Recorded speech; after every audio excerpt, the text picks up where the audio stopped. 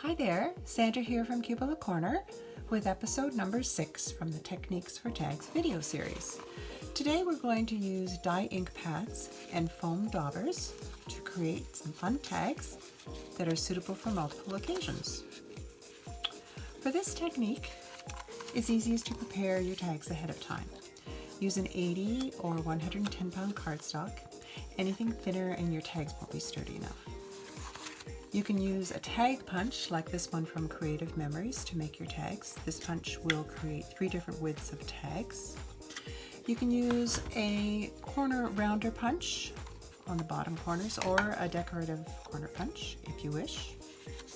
You can also get lots of die sets to make tags, or you can buy ready-made tags. If you have a Cricut or other electronic cutting machine, you can use it to make your tags.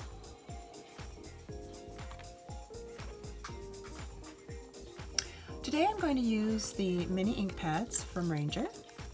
You can use any dye ink pad. I also like the dewdrops from Sukaneko.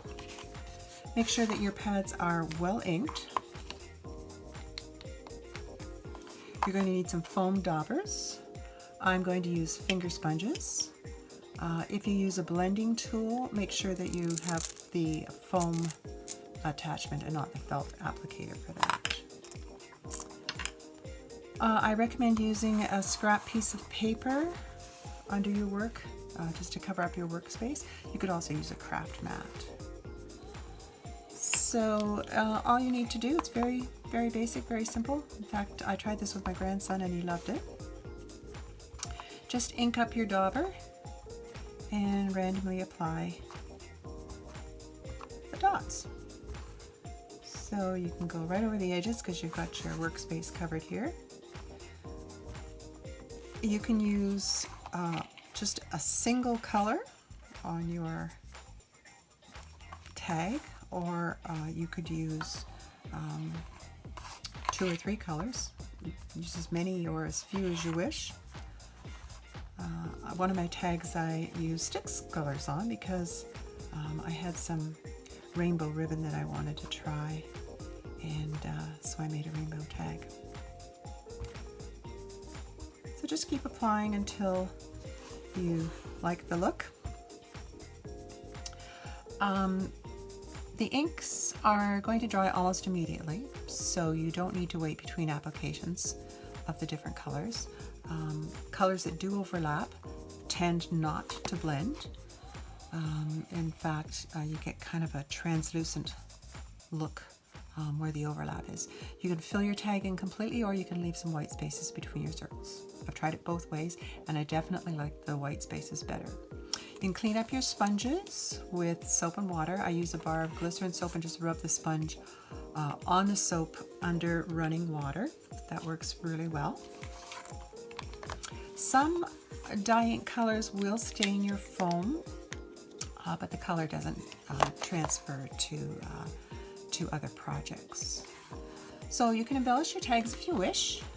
They look great just inked, but you can add some flair by digging into your bling box or experimenting with a combination of techniques. So there's my rainbow one with my rainbow ribbon. This tag here uses some shimmer spray, so you get a little bit of a reflection there. This I kind of went with the circle theme, and I used my Japanese screw punch. I put the largest bit in that I had, and I just drilled holes in all the green ones. Here's one here that used the larger applicator. If you do that, I would suggest that you use a bigger ink pad. That would make it a lot easier. Here's one that's almost filled up completely. Another one that's filled up completely, and this one I've gone with the circle theme again and put some rings on that I made with concentric sizes of the Sizzix thinlits for the circles, and that worked really well. This one I used 3 colors, and then I picked out the 3 colors of matching brads, and I drilled holes again with my Japanese screw punch with a thinner, smaller bit, and then I put the brads in some of the circles just kind of randomly. And because the brads went through, I just glued a blank on the back. Here's one here with flowers. And this one here I put through an embossing folder. So you just open the folder, put your finished die tag in. This one I run it through my Cuttlebug, but if you had a Sizzix or other type of machine for doing your dry embossing, that would work as well. You put stickers, die cuts, lots of different things you could use. You could also put tails. That's not necessary, but if you like, then we've got some raffia, some jute, a tassel, and then ribbon, lots of different things. So we would really love for you to join us in our Copying Cards Facebook group.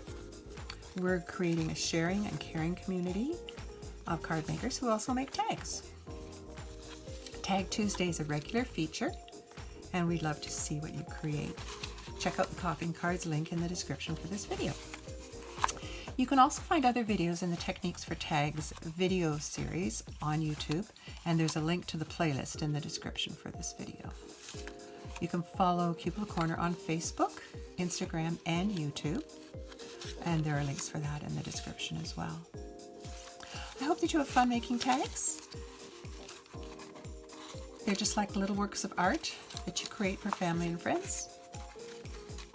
Until next time, happy tag making, and see you soon.